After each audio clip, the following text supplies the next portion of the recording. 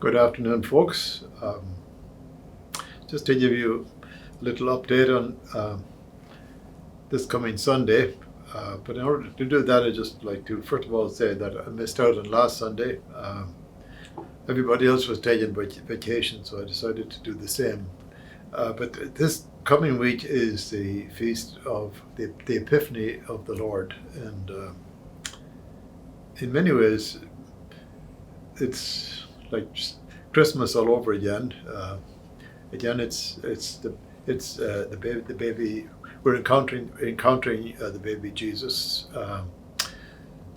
Part of the problem with Christmas Day is that it's such a beautiful feast, but sometimes it gets lost in the midst of everything else that's going on. Whereas the feast of the Epiphany, it's a very similar feast, but a lot of the trappings that we associate with Christmas have already been sort of removed. So first of all, keep in mind that, like growing up in Ireland, the feast of the Epiphany was often regarded as Nollaig Beag, which means in English means little Christmas, and so in other words, it's, as I say, it's very similar to Christmas itself, but. To say like that Christmas, the word Epiphany means a manifestation, and the manifestation in this instance, of course, is the baby Jesus. On Christmas time, he was manifested to the Jewish people, whereas with the coming of the Magi, we say that he's been manifested to the pagan nations, or in many ways to all the world, and that's sort of we sort of encountered that in the psalm today, which says, "Lord, every nation on earth will adore you." That somehow the feast of the Epiphany, it's not just like a local feast like Christmas. Rather, it's the revelation.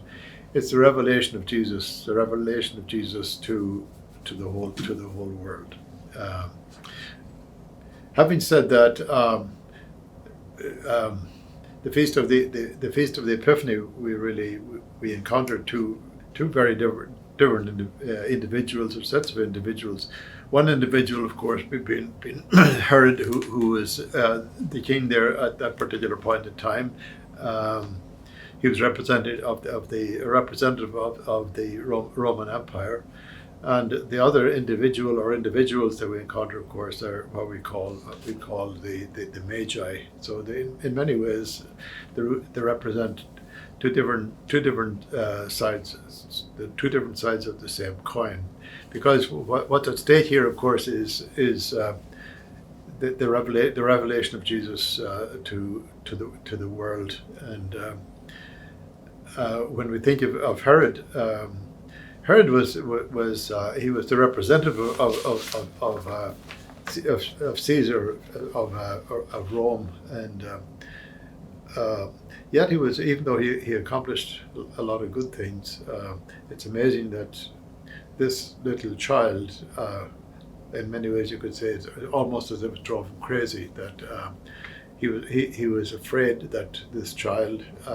This child was going to, in some way, because he was referred to as a king, he was afraid that he was going to destroy him. Whereas in reality, if Herod had played ball with Jesus, obviously he could have accomplished great things in and through him. But he chose the alternative, and whether it was because of his pride or because of jealousy or arrogance, whatever it was. He wanted to eliminate Jesus, and in order to do so, of course, he eliminated all children in Jerusalem, which is a very, very, very tragic and sad affair. The other side of the coin, of course, in this instance, being the wise men, or the Magi, and it is said that they came from Persia, which is obviously a long ways off. So they came from a distance, and from the beginning, it's if they knew they were searching for, I suppose, they were searching for wisdom or truth or God Himself, whatever they're looking for. They came at a distance, and sort of because of their search. They eventually found him, and they had the opportunity of bowing down before him. Along the way, of course, Herod tried to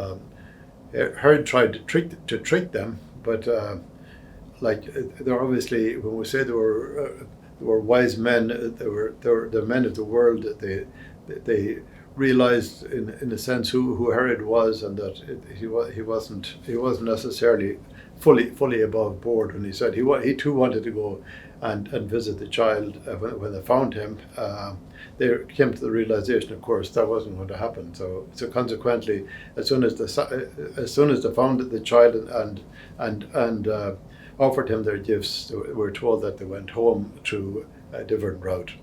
So the story itself, I think it's a very, in some ways, it's an ongoing story, if you will, because it's one that, in the sense that affects all of us, because we all have to take a position for or against Jesus, and as we journey through life, we all have the opportunity of, in a sense, getting to meet him and to know him in a very personal ways. But sometimes, because other things seem more important to us, we choose them rather than to choose him.